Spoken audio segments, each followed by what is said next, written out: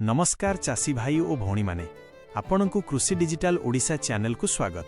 आजिर एही भिडियो रे हमें धान चाषर संपूर्ण प्रक्रिया विषय रे जानिबा। बिहन बाछिबा ठारू आरंभ करी भल अमल पाइबा पर्यंत केउ समय रे कोन करिबा दरकार सबु किछि सहज भाषा रे बुझाइबी।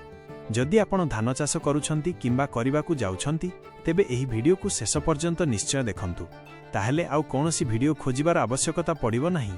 आउ डेरी करिबानी, चलंतु आरंभ करिबा। चासी भाई माने भल अमल पाइबार प्रथम पदक्षेप हेउची सठिक बिहन बाछिबा। बिहन भल नथिले परे जेते जत्न नेले मध्य आशा करिथिबा अमल मिलिबा कष्टकर होई पारे।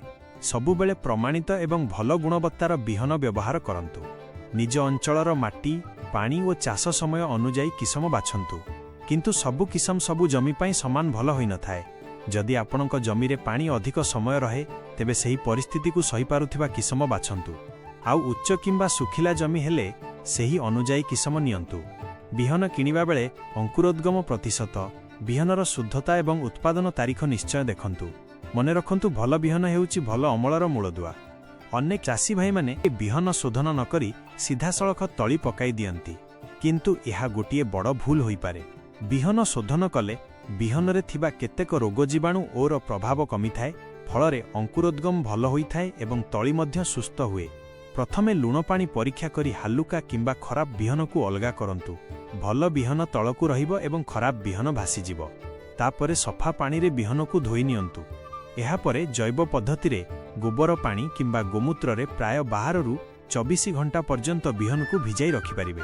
जदि आपण रासायनिक पद्धति व्यवहार करिबाकू चाहंती तेबे कृषि विभाग किंबा लेबेल रे दिया जाइथिबा मात्रा अनुजाई उपयुक्त रे बिहन शोधन करंतु।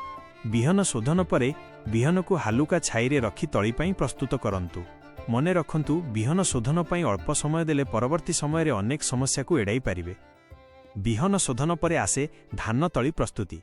भल तली हेले परे धान गछर वृद्धि मध्य भल होई थाए। प्रथमे एभली जागा बाछंतु जेउठी पानी सहजरे मिलिबो एवं आवश्यक हेले पानी बाहर करिहेबो। तापरे जमी को भल भाबरे चाष करी समतल करंतु। माटी रे बड़ बड़ ढेला न रहिबा भल, कारण सूक्ष्म माटी रे बिहन समान भावरे अंकुरित होई थाए। तली रे बिहन को समान भावरे बुणंतु। गोटिए स्थान रे अधिक बिहन पकांतु नाही, नहेले तली गहलिया होई जिवो एवं गछ दुर्बल होई पारे। बिहन बुणिबा परे माटी रे हालुका आर्द्रता रखंतु। आवश्यकता अनुजाई पानी दियंतु, किंतु तली रे अधिक पानी जमी रहिबाकू दियंतु नाही। तली रे कोनोसी पोक किंबा रोगर लक्षण देखादेले समय रे ताहार नियंत्रण करंतु। सुस्थ और सबुज तली हेउची भल धान चाषर मूल आधार। सेथिपाई तली प्रस्तुति रे केबे भी अवहेला करंतु नाही। चासी भाई माने भल अमल पाइबा पाई जमी प्रस्तुति मध्य सेतिकी जरूरी जेतिकी भल बिहन बाछिबा। प्रथमे जमी को भल भावरे चाष करी समतल करंतु। जमी रे बड़ बड़ ढेला रहिबा उचित नुहे। समतल जमी रे पानी समान भावरे रहिथाए एवं गछर वृद्धि भल हुए। रोपण पाई साधारणतः 20 रु 25 दिनर सुस्थ और सबुज चारा व्यवहार करंतु। चारा उपाड़िबा बेले चेर को क्षति न हेबा पाई सावधान रुहंतु। रोपण समय रे धाड़ी धाड़ी लगाइले परवर्ती समय रे सार देबा, घास नियंत्रण करिबा और पोका निरीक्षण करिबा सहज होइथाए। गोटिए स्थान रे अत्यधिक चारा लगांतु नाही। साधारणतः प्रत्येक गुच्छारे 2 रु 3टी सुस्थ चारा लगाइले भल होइथाए। रोपण परे जमी रे हालुका पानी रखंतु एवं आरंभर किछि दिन गछ ठीक भावरे धरुछि कि नाही ताहा नजर रखंतु। मने रखंतु सठिक प्रणाली रे रोपण कले धान गछ भल भावरे बढ़े एवं परे भल अमल मिलिबार संभावना बढ़ी जाए। चासी भाई माने धान रोपण समय रे दिया जाउथिबा मूल सार धान गछर प्रारंभिक वृद्धि पाई बहुत गुरुत्वपूर्ण। एही समय रे ठीक सार व्यवहार कले गछर चेर शीघ्र विकसित हुए एवं गछ सुस्थ रहे। साधारणतः रोपण पूर्वरु मूल सार जमी रे समान भावरे पकेई माटी सह भल भावे मिसाई दिया जाए। अनेक चासी डीएपी व्यवहार करंती। जदि डीएपी उपलब्ध नहीं तेबे माटीर आवश्यकता अनुजाई एनपीके 20-20-0-13 भली सार मध्य व्यवहार करा जाई पारे। जदि आपणक जमीरे अभाव थाए तेबे रोपण समय रे आवश्यक परिमाण रे पोटास देबा भल। सेहीपरि जिंकर अभाव थिबा जमीरे उपयुक्त जिंक फर्टिलाइजर मध्य व्यवहार करा जाई पारे। किंतु सारर परिमाण सबुबेले माटीर उर्वरता, धान किसम एवं स्थानीय कृषि परामर्श अनुजाई निर्धारण करंतु। मने रखंतु अधिक सार देले अधिक अमल मिले नाही। सठिक समय रे सठिक परिमाणर सार ही भल फल देइथाए। चासी भाई माने भल बिहन, ठीक सार एवं सठिक पानी परिचालना करिथिले मध्य ପୋକ ଓ ରୋଗ ଉପରେ ନଜର ନ ରଖିଲେ ଅମଳରେ ବହୁତ କ୍ଷତି ହୋଇପାରେ। ସେଥିପାଇଁ ସପ୍ତାହକୁ ଅତି କମରେ ଗୋଟେ କିମ୍ବା 2 ଥର ଜମି ବୁଲି ଧାନ ଗଛକୁ ଭଲ ଭାବେ ଦେଖନ୍ତୁ। ପତ୍ରରେ ଦାଗ, ପତ୍ର ହଳଦିଆ ହେବା, ଗଛ ଶୁଖିଯିବା କିମ୍ବା ପୋକର ଆକ୍ରମଣ ଭଳି ଲକ୍ଷଣ ଦେଖାଦେଲେ ତାହାକୁ ଅବହେଳା କରନ୍ତୁ ନାହିଁ। ପୋକ କିମ୍ବା ରୋଗ ଦେଖାଦେଲେ ପ୍ରଥମେ ସଠିକ୍ ଭାବରେ ତାହାକୁ ଚିହ୍ନଟ କରନ୍ତୁ, କାରଣ ସବୁ ପୋକ କିମ୍ବା ରୋଗ ପାଇଁ ଏକା ଔଷଧ କାମ କରେ ନାହିଁ। କୌଣସି କୀଟନାଶକ କିମ୍ବା ଫଙ୍ଗିସାଇଡ୍ ବ୍ୟବହାର କରିବା ପୂର୍ବରୁ ଲେବେଲରେ ଦିଆଯାଇଥିବା ନିର୍ଦ୍ଦେଶ ନିଶ୍ଚୟ ପଢ଼ନ୍ତୁ ଏବଂ ସୁପାରିଶ କରାଯାଇଥିବା ମାତ୍ରାରେ ବ୍ୟବହାର କରନ୍ତୁ। ଅନାବଶ୍ୟକ ଭାବରେ ବାରମ୍ବାର ଔଷଧ ସ୍ପ୍ରେ କରନ୍ତୁ ନାହିଁ। ଏହାଦ୍ୱାରା ଖର୍ଚ୍ଚ ବଢ଼ିବା ସହ ପୋକମାନଙ୍କ ମଧ୍ୟରେ ଔଷଧ ପ୍ରତି ସହନଶୀଳତା ମଧ୍ୟ ବଢ଼ିପାରେ। ମନେ ରଖନ୍ତୁ, ପୋକ ଓ ରୋଗକୁ ଆରମ୍ଭରୁ ଚିହ୍ନଟ କରି ସଠିକ୍ ସମୟରେ ପଦକ୍ଷେପ ନେଲେ ବଡ଼ କ୍ଷତିକୁ ସହଜରେ ଏଡ଼ାଇ ପାରିବେ ଏବଂ ଭଲ ଅମଳ ମଧ୍ୟ ପାଇପାରିବେ। ଧାନ ରୋପଣ ପରର ପ୍ରଥମ 7 ଦିନ ବହୁତ ଗୁରୁତ୍ୱପୂର୍ଣ୍ଣ। ଏହି ସମୟରେ ଧାନ ଚାରା ନୂଆ ଜମିରେ ନିଜ ଚେରକୁ ମଜବୁତ କରିବା ଆରମ୍ଭ କରିଥାଏ। ସେଥିପାଇଁ ଜମିରେ ହାଲୁକା ପାଣି ରଖନ୍ତୁ। ଅତ୍ୟଧିକ ପାଣି କିମ୍ବା ସମ୍ପୂର୍ଣ୍ଣ ଶୁଖିଲା ଜମି ଦୁଇଟି ଧାନ ଗଛ ପାଇଁ ଭଲ ନୁହେଁ। ଏହି ସମୟରେ ଦେଖନ୍ତୁ କୌଣସି ଚାରା ଉପାଡ଼ି ଯାଇଛି କିମ୍ବା ନଷ୍ଟ ହୋଇଛି କି ନାହିଁ। ଯଦି ହୋଇଥାଏ ତେବେ ଶୀଘ୍ର ଅନ୍ୟ ଚାରା ଲଗାଇ ଖାଲି ସ୍ଥାନ ପୂରଣ କରନ୍ତୁ। ଜମିରେ ପୋକ କିମ୍ବା ରୋଗର ପ୍ରାରମ୍ଭିକ ଲକ୍ଷଣ ଦେଖାଦେଲେ ଅବହେଳା କରନ୍ତୁ ନାହିଁ। ସମୟରେ ଚିହ୍ନଟ କଲେ ପରବର୍ତ୍ତୀ ବଡ଼ କ୍ଷତିକୁ ରୋକାଯାଇପାରିବ। ପ୍ରଥମ ସପ୍ତାହରେ ଅନାବଶ୍ୟକ ଭାବରେ ଜମିରେ ଚାଲିବା କିମ୍ବା ଗଛକୁ କ୍ଷତି ପହଞ୍ଚାଇବାରୁ ଦୂରେଇ ରୁହନ୍ତୁ। ଯଦି ଏହି ପ୍ରଥମ 7 ଦିନରେ ଠିକ୍ ଯତ୍ନ ନିଅନ୍ତି, ତେବେ ଧାନ ଗଛ ଶୀଘ୍ର ଜମିକୁ ଧରିବ ଏବଂ ପରବର୍ତ୍ତୀ ବୃଦ୍ଧି ମଧ୍ୟ ଭଲ ହେବ। ଧାନ ରୋପଣର ପ୍ରାୟ 15 ଦିନ ପରେ ଧାନ ଗଛ ଧୀରେ ଧୀରେ ବୃଦ୍ଧି କରିବା ଆରମ୍ଭ କରେ। ଏହି ସମୟରେ ଠିକ୍ ଯତ୍ନ ନେଲେ ପରବର୍ତ୍ତୀ ଅମଳ ଉପରେ ଭଲ ପ୍ରଭାବ ପଡ଼ିଥାଏ। ସର୍ବପ୍ରଥମେ ଜମିରେ ଘାସ ଉଠିଛି କି ନାହିଁ ଦେଖନ୍ତୁ। ଘାସ ଅଧିକ ହୋଇଥିଲେ ସମୟରେ ଘାସ ନିୟନ୍ତ୍ରଣ କରନ୍ତୁ, କାରଣ ଘାସ ଧାନ ଗଛ ସହ ପୋଷକ ତତ୍ତ୍ୱ, ପାଣି ଓ ଆଲୋକ ନେଇଯାଇଥାଏ। ତାପରେ ଜମିରେ ପାଣିର ସ୍ତର ଉପରେ ଧ୍ୟାନ ଦିଅନ୍ତୁ।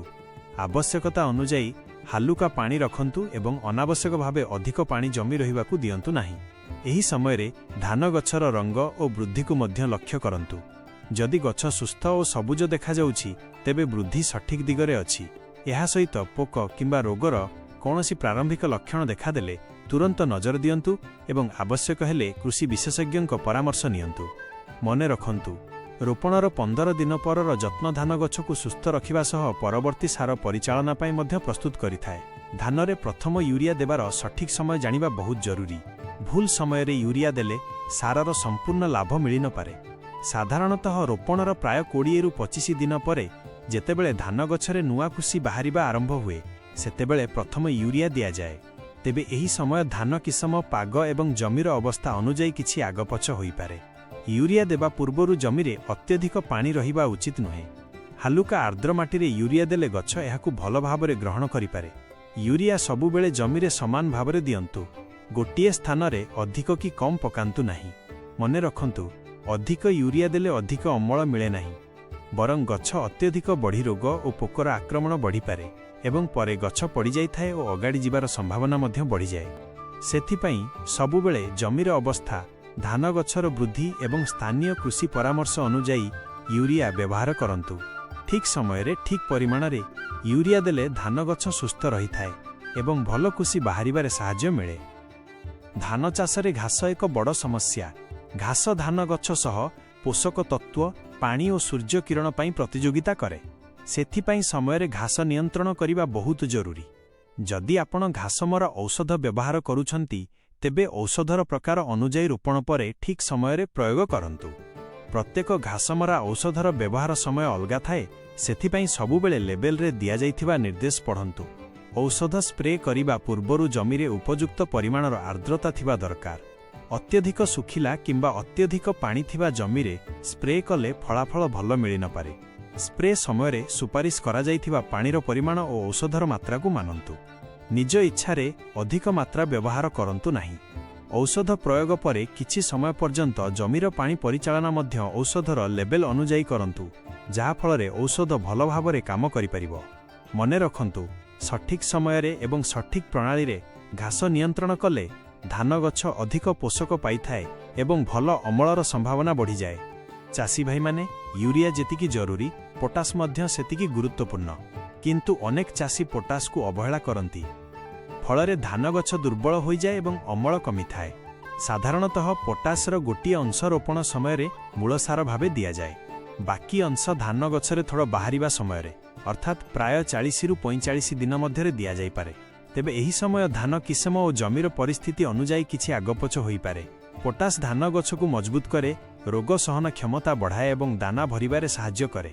ଏହା ସହିତ ଧାନ ଅଗାଡ଼ି ହେବାକୁ ଦେଇନଥାଏ ଏବଂ ଗଛ ପଡ଼ିବାର ସମ୍ଭାବନା ମଧ୍ୟ କମାଇଥାଏ। ପଟାସ ଦେବା ସମୟରେ ଜମିରେ ଉପଯୁକ୍ତ ଆର୍ଦ୍ରତା ରହିବା ଭଲ। ଅତ୍ୟଧିକ ଶୁଖିଲା କିମ୍ବା ଅତ୍ୟଧିକ ପାଣି ଥିବା ଜମିରେ ସାରର ସମ୍ପୂର୍ଣ୍ଣ ଲାଭ ମିଳିନପାରେ। ସବୁଠାରୁ ଜରୁରୀ କଥା ହେଉଛି ମାଟିର ଉର୍ବରତା ଓ ଧାନ କିସମ ଅନୁଯାୟୀ ପଟାସର ପରିମାଣ ବଦଳିପାରେ। ତେଣୁ ସବୁବେଳେ ସୁପାରିଶ କରାଯାଇଥିବା ପରିମାଣରେ ହିଁ ବ୍ୟବହାର କରନ୍ତୁ। ମନେ ରଖନ୍ତୁ, କେବଳ ୟୁରିଆ ଦେଲେ ଭଲ ଅମଳ ହୁଏ ନାହିଁ। ସନ୍ତୁଳିତ ସାର ପରିଚାଳନା ହିଁ ଭଲ ଧାନ ଚାଷର ଚାବିକାଠି। ଭଲ ବିହନ, ଠିକ୍ ସାର ଏବଂ ସଠିକ୍ ପାଣି ପରିଚାଳନା କରିଥିଲେ ମଧ୍ୟ ପୋକ ଓ ରୋଗ ଉପରେ ନଜର ନ ରଖିଲେ ଅମଳରେ ବହୁତ କ୍ଷତି ହୋଇପାରେ। ସେଥିପାଇଁ ସପ୍ତାହକୁ ଅତି କମରେ 1 କିମ୍ବା 2 ଥର ଜମି ବୁଲି ଧାନ ଗଛକୁ ଭଲ ଭାବେ ଦେଖନ୍ତୁ। ପତ୍ରରେ ଦାଗ, ପତ୍ର ହଳଦିଆ ହେବା, ଗଛ ଶୁଖିଯିବା କିମ୍ବା ପୋକର ଆକ୍ରମଣ ଭଳି ଲକ୍ଷଣ ଦେଖାଦେଲେ ତାହାକୁ ଅବହେଳା କରନ୍ତୁ ନାହିଁ। ପୋକ କିମ୍ବା ରୋଗ ଦେଖାଦେଲେ ପ୍ରଥମେ ସଠିକ୍ ଭାବରେ ତାହାକୁ ଚିହ୍ନଟ କରନ୍ତୁ, କାରଣ ସବୁ ପୋକ କିମ୍ବା ରୋଗ ପାଇଁ ଏକା ଔଷଧ କାମ କରେ ନାହିଁ। କୌଣସି କୀଟନାଶକ କିମ୍ବା ଫଙ୍ଗିସାଇଡ୍ ବ୍ୟବହାର କରିବା ପୂର୍ବରୁ ଲେବେଲରେ ଦିଆଯାଇଥିବା ନିର୍ଦ୍ଦେଶ ନିଶ୍ଚୟ ପଢ଼ନ୍ତୁ ଏବଂ ସୁପାରିଶ କରାଯାଇଥିବା ମାତ୍ରାରେ ବ୍ୟବହାର କରନ୍ତୁ। ଅନାବଶ୍ୟକ ଭାବରେ ବାରମ୍ବାର ଔଷଧ ସ୍ପ୍ରେ କରନ୍ତୁ ନାହିଁ। ଏହାଦ୍ୱାରା ଖର୍ଚ୍ଚ ବଢ଼ିବା ସହ ପୋକମାନଙ୍କ ମଧ୍ୟରେ ଔଷଧ ପ୍ରତି ସହନଶୀଳତା ମଧ୍ୟ ବଢ଼ିପାରେ। ମନେ ରଖନ୍ତୁ, ପୋକ ଓ ରୋଗକୁ ଆରମ୍ଭରୁ ଚିହ୍ନଟ କରି ସଠିକ୍ ସମୟରେ ପଦକ୍ଷେପ ନେଲେ ବଡ଼ କ୍ଷତିକୁ ସହଜରେ ଏଡ଼ାଇ ପାରିବେ ଏବଂ ଭଲ ଅମଳ ମଧ୍ୟ ପାଇପାରିବେ।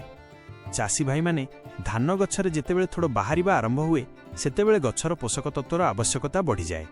ଏହି ସମୟରେ ଟିକିଏ ଅବହେଳା ମଧ୍ୟ ଅମଳକୁ ପ୍ରଭାବିତ କରିପାରେ। ପ୍ରଥମେ ଜମିରେ ଉପଯୁକ୍ତ ପାଣିର ସ୍ତର ବଜାୟ ରଖନ୍ତୁ। ଜମିକୁ ସମ୍ପୂର୍ଣ୍ଣ ଶୁଖିବାକୁ ଦିଅନ୍ତୁ ନାହିଁ ଏବଂ ଅତ୍ୟଧିକ ପାଣି ମଧ୍ୟ ଜମି ରହିବାକୁ ଦିଅନ୍ତୁ ନାହିଁ। ଏହି ସମୟରେ ଯଦିର ଦ୍ୱିତୀୟ ଭାଗ ଦେବାକୁ ଥାଏ, ତେବେ ଜମିର ଆବଶ୍ୟକତା ଅନୁଯାୟୀ ପ୍ରୟୋଗ କରନ୍ତୁ। ପଟାସ ଦାନା ଭରିବାରେ ସାହାଯ୍ୟ କରେ ଏବଂ ଗଛକୁ ମଜବୁତ ରଖେ। ଏହି ଅବସ୍ଥାରେ ପତ୍ରରେ କୌଣସି ରୋଗ କିମ୍ବା ପୋକର ଲକ୍ଷଣ ଦେଖାଦେଲେ ତୁରନ୍ତ ନଜର ଦିଅନ୍ତୁ, କାରଣ ଥୋଡ଼ ବାହାରିବା ସମୟର କ୍ଷତି ସିଧାସଳଖ ଦାନା ଉପରେ ପ୍ରଭାବ ପକାଇଥାଏ। ଅନାବଶ୍ୟକ ଭାବରେ ଅଧିକ ନାଇଟ୍ରୋଜେନ୍ ସାର ବ୍ୟବହାର କରନ୍ତୁ ନାହିଁ। ସନ୍ତୁଳିତ ସାର ପରିଚାଳନା ଧାନ ଗଛକୁ ସୁସ୍ଥ ରଖିଥାଏ। ମନେ ରଖନ୍ତୁ, ଥୋଡ଼ ବାହାରିବା ସମୟରେ ଠିକ୍ ଯତ୍ନ ନେଲେ ଧାନରେ ଭଲ ଦାନା ହୁଏ ଏବଂ ଅମଳ ମଧ୍ୟ ବଢ଼ିଥାଏ।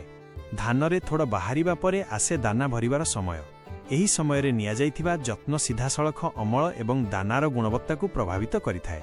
ପ୍ରଥମେ ଜମିରେ ଆବଶ୍ୟକତା ଅନୁଯାୟୀ ପାଣି ରଖନ୍ତୁ। ଏହି ସମୟରେ ଜମିକୁ ସମ୍ପୂର୍ଣ୍ଣ ଶୁଖିବାକୁ ଦିଅନ୍ତୁ ନାହିଁ, କିନ୍ତୁ ଅତ୍ୟଧିକ ପାଣି ମଧ୍ୟ ଜମି ରହିବା ଭଲ ନୁହେଁ। ଦ୍ୱିତୀୟ, ପତ୍ର, ଥୋଡ଼ ଓ ଦାନାକୁ ନିୟମିତ ଭାବେ ନଜରରେ ରଖନ୍ତୁ। ଯଦି ପୋକ କିମ୍ବା ରୋଗର ଲକ୍ଷଣ ଦେଖାଯାଏ, ତେବେ ସଠିକ୍ ଭାବରେ ଚିହ୍ନଟ କରି ଆବଶ୍ୟକ ହେଲେ କୃଷି ବିଶେଷଜ୍ଞଙ୍କ ପରାମର୍ଶ ଅନୁସାରେ ବ୍ୟବସ୍ଥା ନିଅନ୍ତୁ। ଏହି ସମୟରେ ଅନାବଶ୍ୟକ ଭାବରେ ୟୁରିଆ କିମ୍ବା ଅନ୍ୟ କୌଣସି ସାର ବ୍ୟବହାର କରନ୍ତୁ ନାହିଁ। ଗଛକୁ ସୁସ୍ଥ ରଖିବା ଏବଂ ଦାନାକୁ ଭଲ ଭାବରେ ଭରିବା ଉପରେ ଧ୍ୟାନ ଦିଅନ୍ତୁ। ତୀବ୍ର ପବନ, ଲଗାତାର ବର୍ଷା କିମ୍ବା ଅନ୍ୟ କୌଣସି ପାଗ ପରିବର୍ତ୍ତନ ହେଲେ ଜମିକୁ ନିୟମିତ ଯାଞ୍ଚ କରନ୍ତୁ। ମନେ ରଖନ୍ତୁ, ଏହି ସମୟରେ ଠିକ୍ ଯତ୍ନ ନେଲେ ଦାନା ସୁସ୍ଥ, ପୂର୍ଣ୍ଣ ଏବଂ ଭାରି ହୋଇଥାଏ। ଏହା ହିଁ ଭଲ ଅମଳର ମୂଳ ଚାବି। ଚାଷୀ ଭାଇମାନେ, ଏତେ ପରିଶ୍ରମ ପରେ ଆସେ ଧାନ କାଟିବାର ସମୟ। ଯଦି ଠିକ୍ ସମୟରେ ଧାନ କଟା ନ ହୁଏ, ତେବେ ଅମଳ ଏବଂ ଗୁଣବତ୍ତା ଦୁହିଁଟିରେ କ୍ଷତି ହୋଇପାରେ। ସାଧାରଣତଃ ଧାନର ଅଧିକାଂଶ ଦାନା ପାଚି ସୁନେଲି ରଙ୍ଗ ହେବା ପରେ ଅମଳ କରିବା ଭଲ। ଅତି ଶୀଘ୍ର କିମ୍ବା ବହୁତ ବିଳମ୍ବରେ ଧାନ କାଟିଲେ କ୍ଷତି ହୋଇପାରେ। ଧାନ କାଟିବା ପରେ ଭଲ ଭାବରେ ଖରାରେ ଶୁଖାନ୍ତୁ। ଅଧିକ ଆର୍ଦ୍ରତା ଥିଲେ ସଂରକ୍ଷଣ ସମୟରେ ଫଙ୍ଗସ୍ ଏବଂ ପୋକର ସମସ୍ୟା ହୋଇପାରେ। ଧାନ ସମ୍ପୂର୍ଣ୍ଣ ଶୁଖିଗଲା ପରେ ସଫା ଓ ଶୁଖିଲା ବସ୍ତାରେ ଭରି ସୁରକ୍ଷିତ ସ୍ଥାନରେ ରଖନ୍ତୁ। ଯଦି ଆପଣ ମଣ୍ଡିରେ ବିକ୍ରି କରିବାକୁ ଚାହାନ୍ତି, ତେବେ ସରକାରୀ ନିୟମ ଅନୁଯାୟୀ ଧାନର ଆର୍ଦ୍ରତା ଏବଂ ଗୁଣବତ୍ତା ଠିକ୍ ରଖନ୍ତୁ। ଭଲ ଗୁଣବତ୍ତାର ଧାନ ହେଲେ ଭଲ ଦାମ ମିଳିବାର ସମ୍ଭାବନା ବଢ଼ିଯାଏ।